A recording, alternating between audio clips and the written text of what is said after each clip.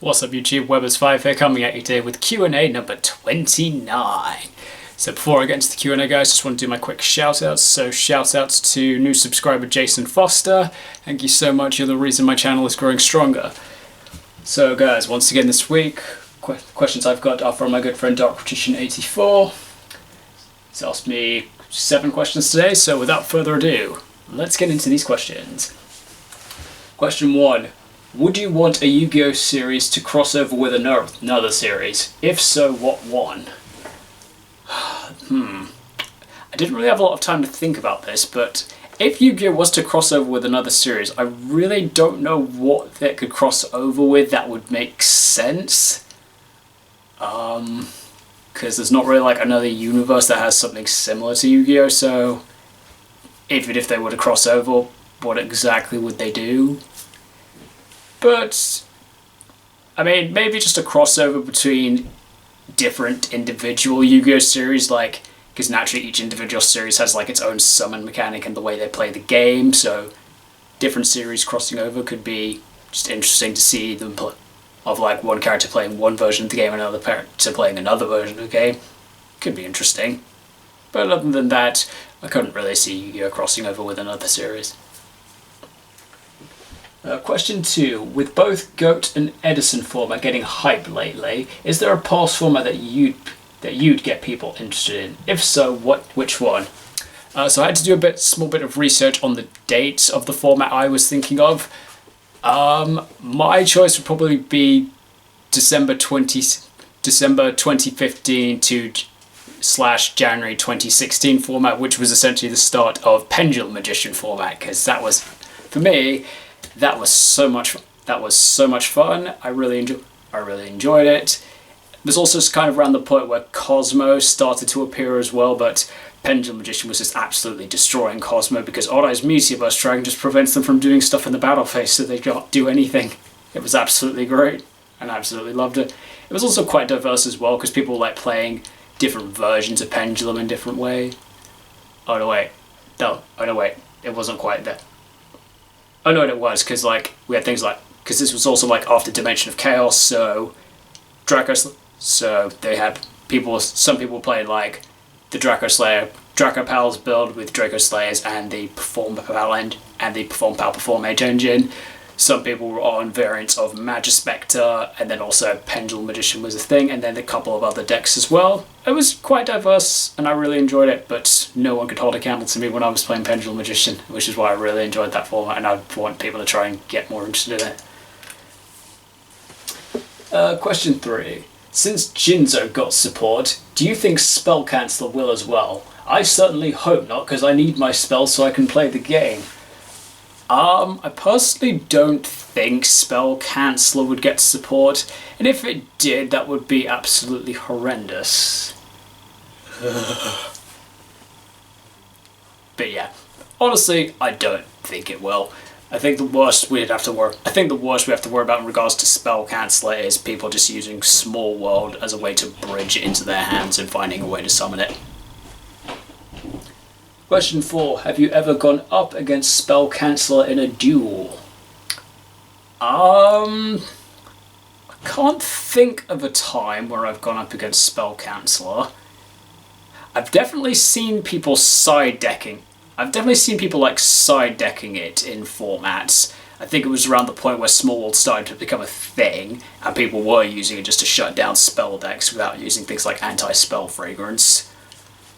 But I don't think I've actually had to play against Spell Canceller in a match.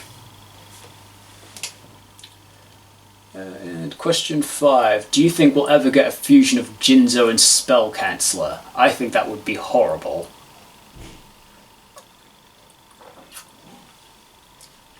I don't think we would ever get a fusion of those two. But a fusion of those two would be horrible, considering there is kind of already a fusion of those two in the form of Naturia Exterio, which is basically the combination of Beast and Barkion.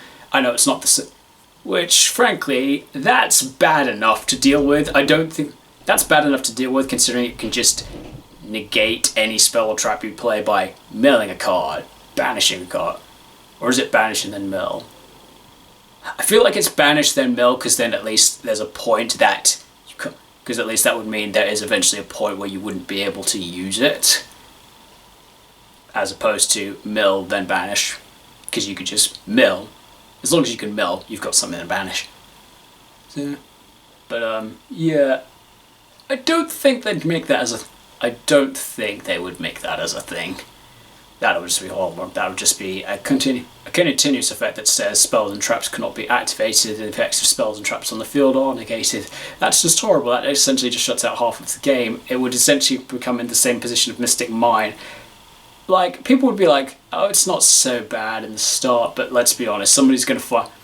I mean, particularly if it was a fusion monster as well, so that's going to be like harder to summon, which means it's not exactly as broken as Mystic Mine, but let's be honest, people in this game will find an easy way to just get this thing out just to piss people off.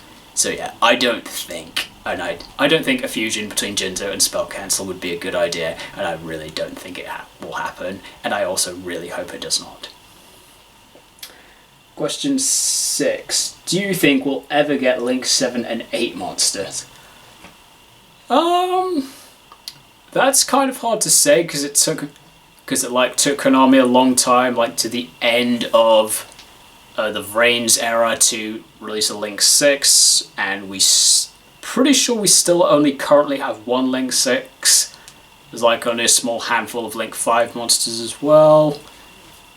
So I think they'd have to like make a few more Link 6 monsters first before they considering doing Link 7s and 8s.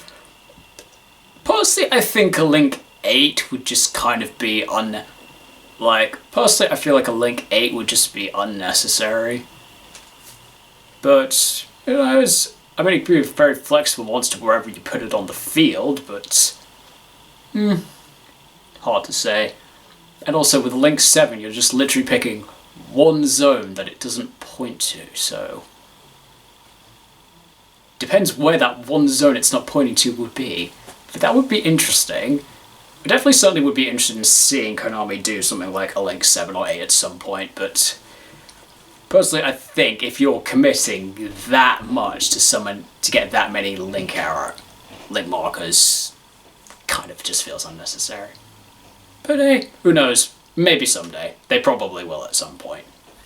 But I think for the moment they need to make a couple more Link 6s in the game and make them somewhat playable. And question 7. Thoughts on the match winner cards? I personally don't see the point of them if they can't be used in a duel. Well, I agree. I mean, I kind of agree with the point that there's not really much point in them being made if you can't play them, but there's several cards like that. But there's several cards like that in the game, but admittedly, they do just look some cards do look quite interesting for the artwork that they have, like, for example, the Legendary Magician of Dark, even though it's an Xyz that's a match winner that you can't play. I rather like its artwork, and if I owned one, I'd still be happy with it because it just looks nice. But I can understand the point of where you're going from, where it does seem kind of unnecessary making these cards, but that being said, with every huge championship, world championship that Konami does, they have to make this really interesting.